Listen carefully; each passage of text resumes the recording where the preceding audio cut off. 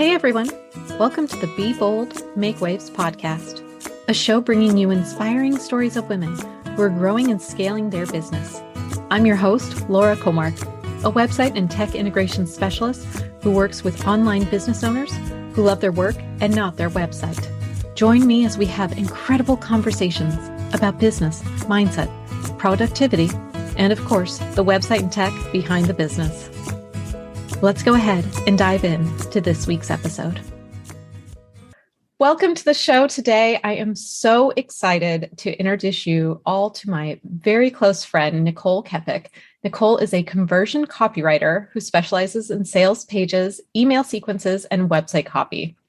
She serves coaches and creatives, helping them stand out from the crowd, attract their ideal clients, and sell out their signature offers. And I've known Nicole since, I think it was in 2020, we met near the end of 2020, and we had joined a program together and ended up, it was a coaching program that we got paired off together. There was 4 of us put in a group.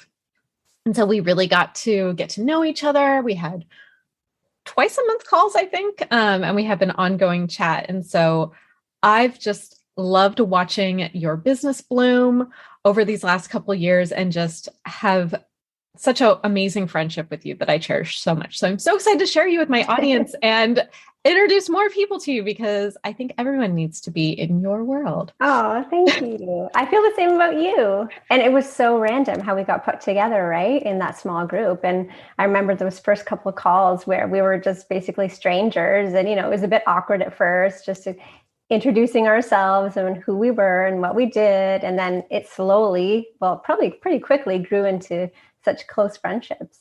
Yeah, which was amazing. And we actually even got to meet in person, which is so amazing. I have not done a whole lot of in-person events. And in November of 2021, there was a ton of us who all got together for an in-person retreat, which was just so amazing to be able to connect in real life, hug each other in person, and sit around for like 4 days and like eat cheese and drink wine and mastermind and talk about our businesses and all the things. So yeah, it was so great. And it was like, I remember we were talking about how it should have been awkward, but it wasn't because we felt like we already knew each other so well. And then when we met in person, it just felt like we had been friends for years.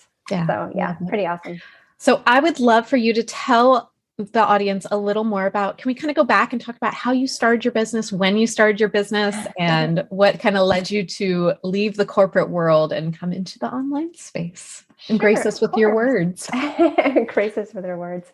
Sometimes it's hard to answer that question when I started my business, because technically it was like 12 years ago when I started freelancing on the side, because I was already a copywriter in the 9-to-5 world. I went to school for journalism. I was working at a design studio as a copywriter, senior copywriter.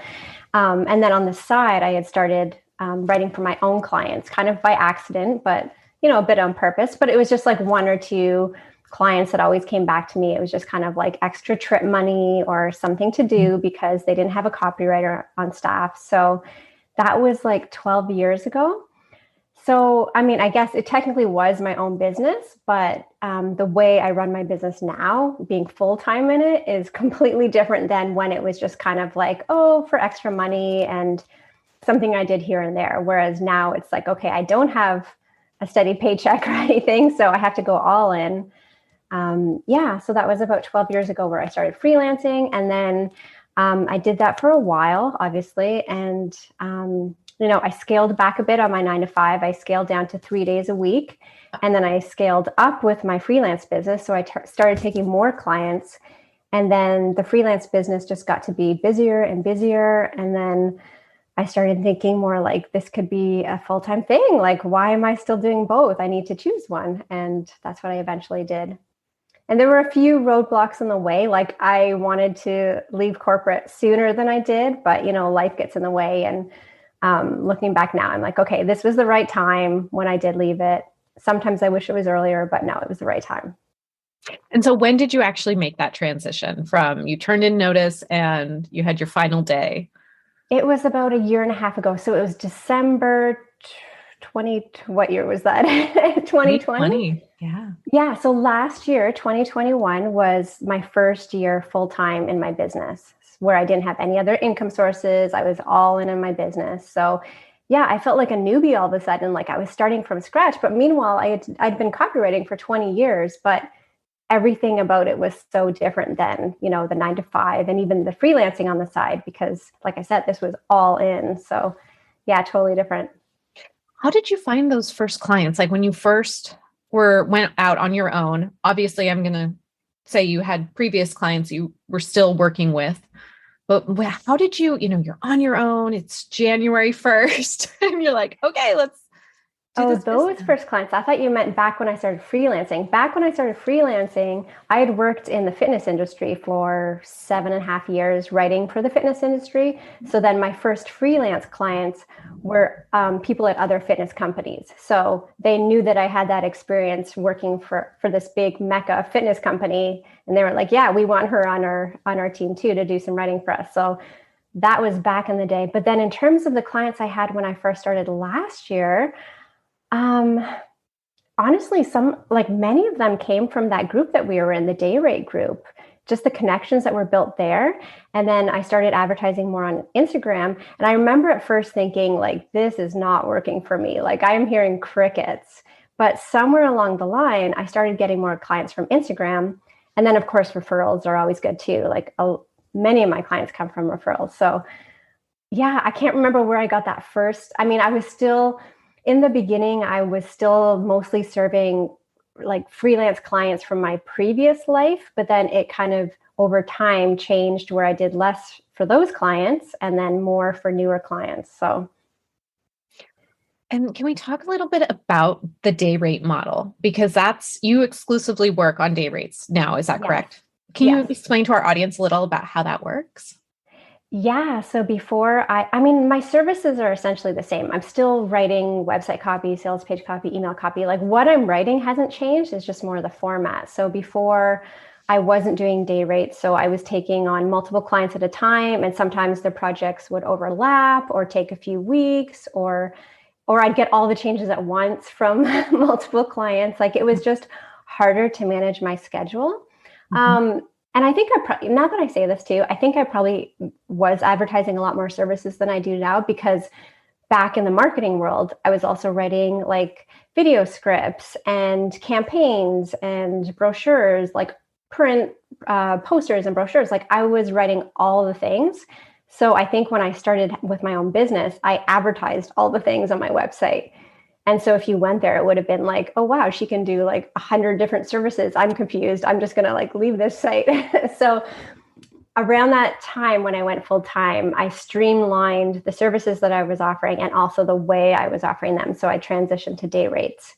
And so now basically people will hire me for a day or two, whatever it is. And I just like dive right into their project, write it in one dedicated chunk. And then that way it's not dragging on for weeks and weeks. Like we just do it in that dedicated time period. And I'm able to plan my schedule a lot better.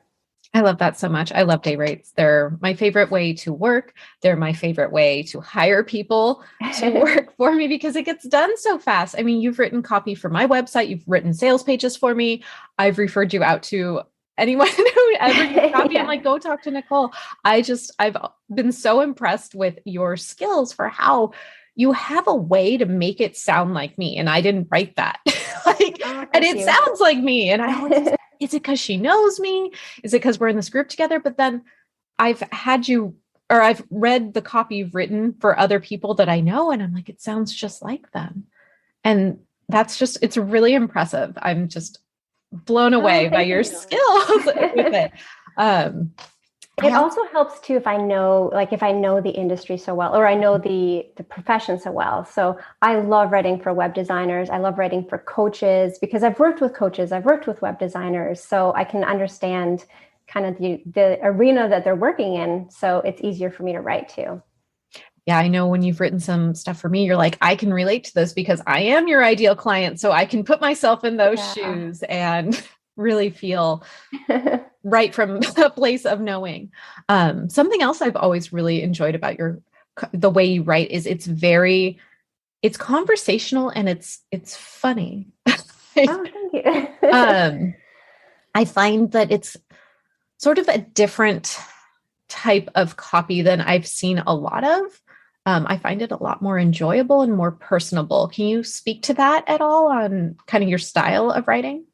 Yeah, I mean, that's kind of my go-to style is really conversational, but that has gotten me in trouble one or two times where I've written for an audience or somebody that's wanted more formal copy, and they've had to say, I said I wanted warm and friendly, but maybe not so warm and friendly. But yeah, generally my go-to style is like warm, friendly, approachable, just the way you would speak to somebody over a coffee chat or something. So, and that's usually what people want. That's what most business owners want, especially when it's just like a solopreneur or somebody as the face of the brand. They want it to feel really human. But like I said, sometimes there is the need to make it a bit more formal, and I can do that too. But I will always lean more conversational. That's my preference. It's hilarious. I know I've reread things on my website and I'm just like, this is really funny. I love it. Can you talk a little bit about, okay, so you do the one-on-one services, and then last year you also created some products. Can we talk about that a little bit and that journey? Yes, I feel like you're giving me a gentle nudge to talk about them because I always forget to promote them.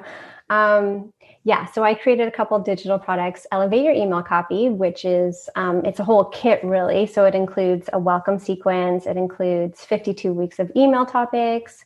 What else? A storytelling guide, like using stories in your marketing. A few other things, but it's really for people who already have an email list, whether it's big or small, but then they're ghosting their audience because they don't know what to write them. So this kind of gives them, from the welcome sequence to the nurture emails, something to say to their audience. So there's that one. That was the first one. That one took a long time to create. And I realized, wow, a lot of work goes into like a low ticket product. Let me tell you. I mean, 52 weeks of emails, like that's a lot of topics to cover. I know for me, I've been growing my email list, and I'm one of those people that's like, I have a list. I don't know what to say to them now. And I don't know what topics to talk about. I want it to be funny. I want it to be engaging. I want it to be valuable because I don't want to be sending people things that people on my list, anything that they're like, why are you sending me this? This is junk. Like, I want them to find value in it. And so then I get hung up in this, perfectionism, overcomplicating, overthinking. And I know I'm not the only one with that struggle. So I love that you created that. That was definitely something that I needed and immediately purchased. And I just sent out an email last week and you even replied to it. And I remember I was just like, it was so easy to write because I had your template to kind of give me some thought joggers on how to just write something in a nice conversational way and a great topic. So. Oh, I'm so glad. Yeah. And honestly, like you said, everybody struggles with it. Mm-hmm. Like, even myself, normally, I try to batch. I mean, I try to follow my own advice and batch write a few at a time. But say for this week, I just realized, life has been crazy lately and I don't have an email. And I was thinking, what am I going to write tomorrow? And then it didn't even dawn on me, oh, I should use my own kit that I created. But yeah, everybody feels that way sometimes. Or you think, oh, is this interesting? Is this relevant? But I think your subscribers are a lot more forgiving than you think. Like, especially they've signed up to hear from you. They know you, they like you. They're not as judgy as, you might think. They're not as judgy as we are on ourselves. And yes, we're the worst to ourselves. We are, for sure. Okay, so you have the 52 weeks email sequence, and then you have, I think, 2 other products. I have the email kit, and then I have a Launch Like a Pro sales copy kit. So it's got a template for your sales page, and then launch emails to go with it. So I've basically, the sales page, I haven't written the sales page for you, obviously, but I've kind of guided you section by section on what to write, what to say, how to say it. And then the launch emails, those ones I've pretty much written for people where I've got most of the content there and they just have to fill in their brand details and obviously tweak it to their offer details as well. But yeah, so that one I do need to start promoting more because I know sales copy is a big pain point for some people. Oh, absolutely. It's hard because you're like, what do I write? Yeah. How do I talk about this thing that I'm so close to? Yeah, absolutely. Yeah. And doing it in a way too, that still feels like we were talked about really friendly and conversational, right? And not like buy this. Like exactly. Yeah, exactly. So what would you say was something that was kind of surprising when you were creating, like in your journey for going from doing solely one-on-one to creating a digital product, something that you found surprising in that sort of journey? Well, definitely, like I said, more work than I thought to create those things. Um, yeah, I mean, and then mindset issues always pop up. I mean, that they pop up all the time for everything. Because then you think, oh, but there are similar products out there. Other people have created similar products, but then you have to remember nobody is you, and you will always have a different spin or take on it, whether it's a digital product or a service, whatever it might be. So, you just have to remember that. Yeah. And then, yeah, I would say, especially when I was creating those products, also keeping up with client work too. I mean, in an ideal world, you would clear your calendar and just have all this white space to create those things, but that's not always the case. I find I can relate to that so much because I have a digital product I've been working on for a while now, and it always seems to get put on the back burner because the client work comes first. And so it's hard to make that space for working on your own business or even creating something for your business. There's two different pieces of that because there's also the CEO piece that has to be done. Yeah, absolutely. I mean, there's so many things in your business. Like that's what I learned when I went full time in it, that, yeah, you're doing everything, the marketing, the sales, like the social media, everything, you're doing it all. So it's a lot. Is there anything that you outsource in your business? Let's see. Oh no, this is going to get me in trouble. I have somebody who I've hired as, she's a designer, and I've hired her to help me with VA type work, design work and VA stuff. But I have just been really bad lately at, setting aside time to delegate versus like, oh, I'm just going to do this myself. So, I don't have any staff. It's just right now, it's just me. But I am a big fan of hiring out, like for one-off things. Like I've hired you for tech integration and design, coaches. Obviously, I've hired many, many coaches. I'm addicted. What else? Yeah, tech integration, design, coaching. I think when I got HoneyBook set up, I hired out for that too. Like anything that I'm like, oh, this is going to take me a long time to learn how to do, or I do not want to do this, I'm just going to hire out. I think that's so smart because we can spend so much time. And if we're not working in our zone and doing things that really bring us joy, we put it off. Oh yeah, absolutely. Yeah. And we spend way too much time on it. And then it just turns out like subpar, like It's not good. Yeah. As I'm having flashbacks of my first website that I DIY'd, like it was so ugly. Yeah. But I also think it's good to, when you're first starting out, to like, when you are bootstrapping it and you're just trying to figure out, because also even like with a website and copy, I don't believe that people should hire copywriters when they're first starting out, because their business is going to evolve and change, and their offers are going to evolve and change. And so I believe that they need to just make it simple, get something simple up, and then and focus more on getting more clients and making those sales and building their audience and really just getting their clients results. And then from there, as they figure out what the business is going to look like even when you said that you first started and you had all these different products you were offering, and now you're to the point where you've really narrowed it down and gotten a lot clearer. Yeah, absolutely. I would 100% say that, because if somebody hires me and they don't even know who their target audience is or what they're really offering, yeah, I would feel really bad taking their money, because then they're just going to have to rewrite it a few months down the road when they change their mind. So, yeah. So who are the perfect people that you love to work with?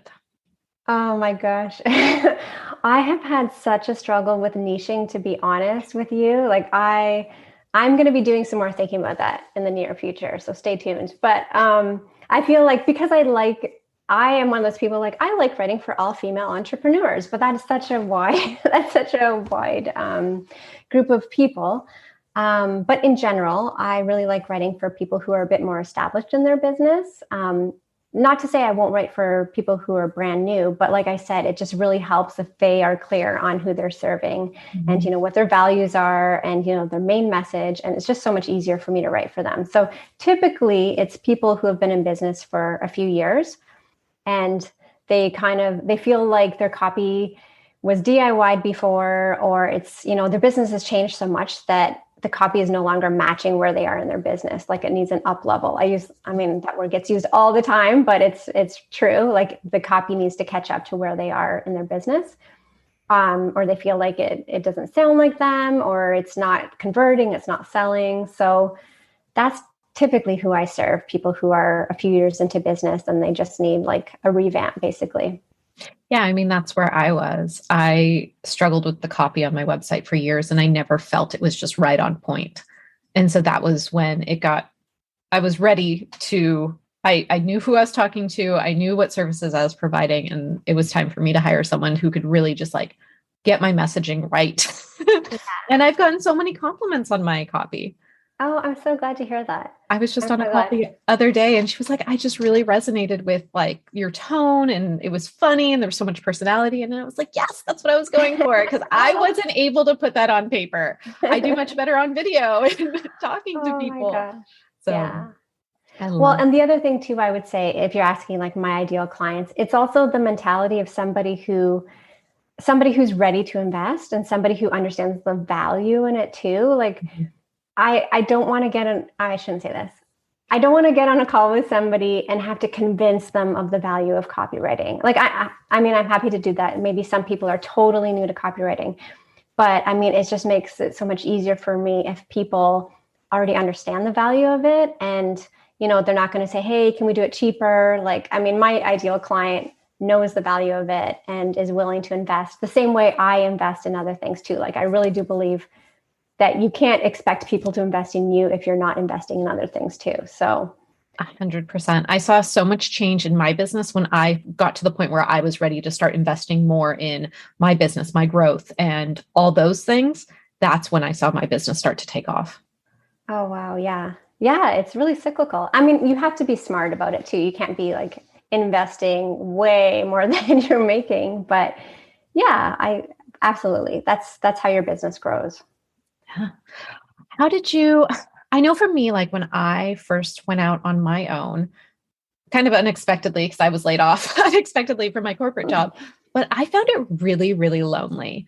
Um, and that was one of the reasons when I finally did start. It was, I feel like in 2020 when kind of, the world changed and everything changed. And I've lost a bunch of clients just because of what was happening, some of my retainer clients. And I really took some time to figure out what I wanted to do and what services I was going to be offering. And it was really lonely for a long time in there. I had a number of years where I didn't have kind of like, I hadn't found my people, my tribe, my biz besties who I could connect with. And that to me was something else that really, I felt like changed my business is when I started building those networks and having those connections. And can you speak on that at all, where you've kind of found your people to connect with and network with and like really form those bonds with and how that's affected your business? Yeah, I mean, it's been so helpful because if I think back to when I was just freelancing, you're right, it's just very solitary. It was just kind of me working on my laptop. But yeah, I feel really lucky that basically as soon as I jumped in full time, that was right around the time when I joined that day rate group and met you and the others. And it's kind of like I had that community right from the beginning. So I didn't go through that really lonely stage because right away I was like, oh, wow, this comes with having your own business. You get a bunch of new friends. So yeah, I really like it's just amazing. I like how we will even send each other messages back and forth and the voice messages and stuff. In your driving chronicles, you'll send me random messages as you're driving. And it is really nice to just have people who fully understand what you're going through as a business owner and how you're trying to balance all the things and the mindset stuff for sure. That's usually what we are when we're on our small group calls. We're usually boosting each other up, saying, "No, you can absolutely do this," and get out of your own head. Like we're helping each other with more of that stuff versus the actual strategies. I find like the tactical stuff. I agree 100% because yeah, it is all mindset. And we all get so caught up in our own little, downward spiral of questioning ourselves and our skills. And we have skills and we bring value to our clients. And sometimes we need someone else to remind us of that. Yeah. I know I do. And you were such a good cheerleader for people. You were like, I don't know what's the name for it. For people that connect other people, you were that person who connects people and then is like their cheerleader with the pom-poms and everything. I would love to know, what would you say is kind of one of the biggest mindset hurdles that you feel like you've had to overcome in your journey? Oh my gosh, I've had a few.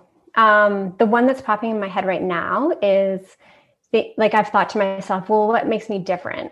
Even though I just gave the advice, 20 minutes ago about how you have your own spin on things, but it's easy to go on Instagram or anywhere else and see, oh, wow, there are 5 billion other copywriters. Like, what makes me different? Why is somebody going to choose me over somebody else? So I've definitely had those thoughts before.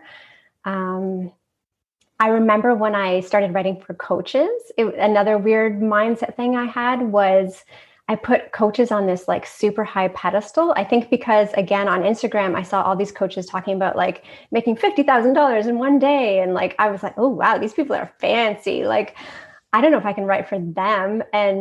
But meanwhile, I had I had 20 years copywriting experience, but this was a new audience to me. So I kind of felt like I was like I said, a newbie, and ooh, I'm not worthy to write for them. Like, they are on this high pedestal. And then, of course, I met a few coaches, and they're the most lovely people and, great to work with, great to write for, at least the ones that I have. So I don't know, the mind plays weird tricks on you sometimes. Absolutely. It's exactly what it does. I can relate to all of that as well. I've had some web design clients that I'm like, oh, they've been in business for so long. They're so successful. And I mean, we're all people, like, Yeah. That's it. But it is, the mind does definitely play tricks for sure. Yeah. And I think you also have to realize too, that like somebody was saying before, that your clients don't have the skill that you have. So I remember back in the day writing for a doctor and a lawyer and thinking, ooh, again, these people are fancy. These are like doctors and lawyers, but they don't have copywriting skills. So, there's no need to think that, oh my gosh, who am I to work for them when they don't have the skills I have? Same with you. They wouldn't have web design skills. So, Well, and also like we touched on earlier, owning our own business, we wear so many different hats and it's exhausting. And when we're trying to do it all, it gets really exhausting.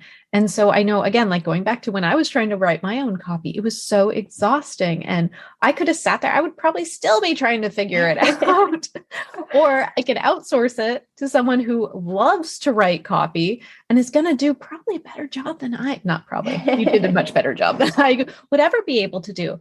And so it's the give and the take. You can either spend the time, and it depends, like, what do you have? Do you have more time, or do you have, what's more important, having the time or having the money? I right now don't have a lot of time. I have young kids. I never know when they're going to be home. And to me, if something's going to take too much time and it's going to slow down the growth of my business, I want to outsource it. Yeah, absolutely. And I think that takes practice too. So you might be really scared to do it the first time because you're not sure if you're going to get that return on investment. But then I think once you've outsourced a couple times and you're like, oh, wow, not only did this save me time, Nicole, but sorry, just Alexa going off in the background. Not only does it save you time, but it also propels your business forward in ways that you didn't imagine. So, yeah. Exactly. Because it's also looking at things as an investment and not as an expense. Yes. Yeah, that's a big one. And it's hard, especially when you first start your business, because of course you're super mindful of that when you're just starting out, because you want to be making sure that you're making money too. So exactly. I know yeah, absolutely. So I would also love to talk a little bit about, what do you find that you're doing different in the industry? How would you say you're being bold in the industry?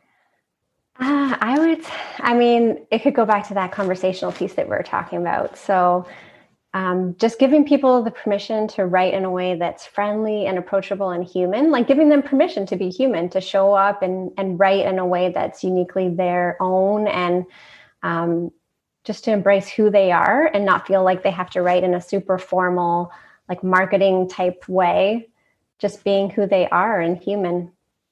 So do you have any tips for our audience on how to bring more of that kind of personal touch to their emails or copy or?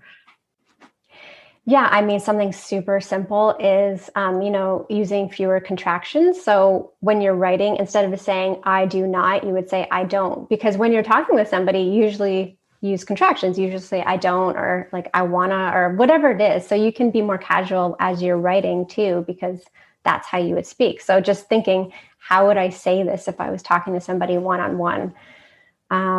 And then if you have any favorite expressions or phrases, or if you have a unique sense of humor, you can inject those into your copy too. Let's see what else. Yeah, just removing the jargon too. Sometimes, people will add in a lot of jargon or like big words and long sentences because they think it makes them sound more professional or smarter. But, just very casual everyday language works too. I know I am like queen of the run-on sentences and run-on thoughts, but not in a jargony way, but I just have long run-on sentences. And I stopped worrying about it as much. Because I know I had someone who recently unsubscribed from my email list and they were like, you have typos on your website. I'm like, that's okay. It's okay. Yeah, we've had that conversation too about perfection. And yeah, I think we were talking to you before about when I went to journalism school and university, if we had a typo in our assignments, that was an automatic 0. Like if you made one spelling mistake, no matter how much research you had done on that article, and if the article was 1,000 words, if you had one mistake, you got an automatic 0. So I remember in the corporate world, and then even in my own business, thinking, oh my gosh, I cannot have a typo. And then I remember you saying, nah, who cares if you've got a typo? It's just human. Like, obviously you don't want typos like littering your work, but yeah, especially for entrepreneurs, solopreneurs, like just human. So it's going to happen. It's not the end of the world. Absolutely. I know in terms of like storytelling and trying to that's something I find that I struggle a little bit with is I have a lot of stories and trying to find the bridge that pulls that into a business lesson that I read so many emails. I'm like, wow, that was so well done. Do you have any tips on how to kind of find ways to take the personal story and massage it into a business lesson? Yeah, I mean, usually I'll have an intro with a story, and then you're right, it needs kind of like a segue, something like, why do I share this with you? Or it's kind of like in business, and then you go into the business lesson. But usually it only works if the story and the business lesson have the same theme. So say the theme is like overwhelm. So you're talking your real life story, your day-to-day story is like a funny situation where you're overwhelmed, and then you segue into it. Like it's kind of like in business when you're overwhelmed with this or whatever. Or maybe it's like pick a theme, anything, whatever it might be.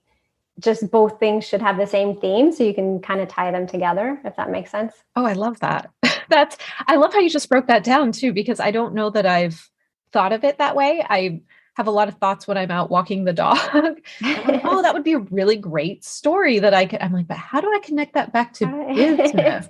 So trying to find the common theme. I love that. Yeah. Or you can pick your theme first and then find a story that matches it. But I mean, yeah, whatever. Sometimes it's just like, thinking or remembering of those funny, quirky little stories. Most of those things can be turned into, they can be used in email and they can be turned into a business lesson. So yeah. You just need that smooth segue. It's all about the smooth segue. I've always found your email. So to all the listeners out there, if you are not on Nicole's email address or on her email list, I highly recommend getting on there. I look forward to your emails every week when they come out because you do such a good job of the storytelling, and I find them so personable and they make me smile, they make me laugh, they make me want to reply, which is really what we're all shooting for when we're writing our email sequences. So I love how you're able to do that. Oh, thank you. Yeah, I mean, stories help obviously with building connection, and not every email has to be a story. You could do tips, you can do like, here's what's happening in my business. Like it doesn't have to be a story every time, but it definitely helps with building connection. And then even if you just get people to like ask them a trivial question or a little question, they reply, that's building connection too, and getting people used to replying to you so that it can also start a new conversation as well too. So it might seem like a little insignificant action that somebody's replying, but it's a big deal. Do you find that you ever have stories that you're writing out and it's really, really long and you're like, okay, I got to pare this thing down. It's just way too long of a story. I know I struggle with that as, again, a very wordy, long-winded person. Do you have any tips for how to kind of pare down those long run-on stories? Oh my gosh. Yes, I definitely have that. And then especially as a copywriter, I feel so married to each word and each sentence, like, oh, I got to keep this in. Like, I like every word. And then I'm like, no, whatever. Like, you just have to remember whatever, so long as the structure and overall message is still intact, whatever you take out, your reader's not even going to know. They're not going to miss it because they didn't see it in the first place. So yeah, you just tell your, like, and then read it out loud too, because if you find some places are repetitive, you can take stuff out that way as well. But yeah, just remember that your reader won't miss it because they didn't see it. They didn't see what you took out. On that note, oh, sorry. I just thought of something else too, though. On that note, there's nothing wrong. I mean, of course, people have short attention spans. So, short emails are good. But if you have a really long email, but it's super interesting and engaging, then go for it too. Like, there's no rule that says your email has to be like 75 words or less. Oh, I love that. I find that one of the things that has helped me with writing like how I talk is I'll actually Loom record myself because Loom does transcripts. And so I'll Loom record. I don't really necessarily watch it. I just Loom record it as I'm talking and telling the story or writing out the email. I tried, Google Docs has a talk to text, but sometimes I don't get the words right. And then I look back at it, I'm like, what was I saying there? And so that's why I do like to use Loom where it's recorded so I can go back and see what I actually said and correct the transcript as needed. But I found that really helpful for me for kind of pulling the words out and putting them on paper when I'm sitting there staring at a blank Google Doc. Oh, that's such a good idea. Yeah. And then you can, in theory, record it anytime and then come back to it later, right? You don't have to do like record, right? You can record and then come back to it a week later if you wanted to. Yeah, just if you do it on your phone, make sure it doesn't cut you off. Because one time my phone, I was like it was getting really good. And then I looked down, I'm like, oh no, it stopped. Oh man. What did I say? Oh, that's too bad. Oh, I love all these tips. Because yeah, again, as someone who has struggled with copy pretty much since I started my business, and I've also been trying to implement the nurture sequence where I have an ongoing evergreen sequence, which is something I've been implementing for clients as well.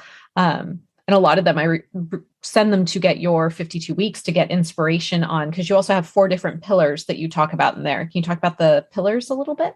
Yes, if I can remember what they are, because I wrote it so long. I know one is handy tips. So you're providing an educational or handy tip to your readers. There's a sell with confidence one. That's where you're just like unapologetically selling your offers.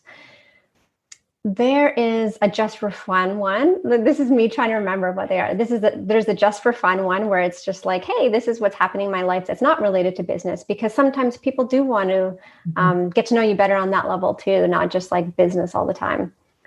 What is the other one? Is it behind the scenes? Behind the scenes. Yes, that's it. So that's more like behind the scenes of your business, talking about your process, maybe client stories, just so that people can get a sense of what it's like to work with you. So, yeah. Do you repurpose a lot of your content, like in your emails? Do you then repurpose any of that on social media or I typically start with email because then it will typically be longer, and then I'll shorten it, condense it for Instagram. So, typically I will use it in both places. Yeah, I love that, because then you're just writing the email and then you can slice and dice from there and probably get a couple posts if needed. Yeah, I've only gotten one, but I mean, I could probably do a better job of repurposing. Like, there are still so many things in my business that I think I'm doing way too manually that I need to automate a bit more. That's probably one of them. Yeah. I am, and I know you know this about me, I'm a big fan of celebrating our wins and celebrating the little things and the actions we take and just celebrating the accomplishments that we've all had in our business. I would love to know that when it comes to your business, what's something you are most proud of yourself for? Oh my gosh, I did not see this question. What am I most proud of? I mean, honestly, I was really proud of last year. So like I said, last year was my first full year, full time in business. And, when I first started it, I had those thoughts of, oh geez, what if the clients don't come? Like of course there was that thought, even though I had prepped and, done all the things, it was still a scary leap into full-time entrepreneurship. And then I ended up being like pretty busy all year. So at the end of it, I remember you again being like, you need to celebrate this. You had such a great year. Like, this is crazy. This is your first year. And so yeah, and now I will say too, though, I've learned some things since that last year, because I feel like last year, even though it was successful, I met so many great people, wrote for so many great clients, I definitely see how it was like, there was a lot of hustle happening when there shouldn't have been, like some nights and weekends, because again, it was probably scarcity mindset of like, okay, this is my first year in business. This is the first time I haven't had a steady paycheck. I better say yes to this project, because what if next month there's no clients? So I know there's some scarcity mindset happening, which led to some overworking and, not the best boundaries. So now this year, I'm just trying to work smarter with that stuff. Have more white space.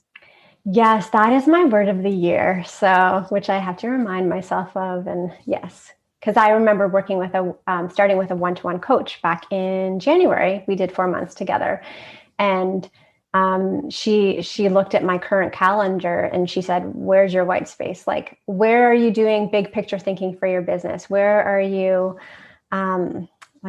thinking of new digital products, or where are you resting basically? And I was like, yeah, there wasn't really any white space. And so, yeah, if I didn't want to repeat last year, I had to intentionally think about that. And I still have to remind myself of that.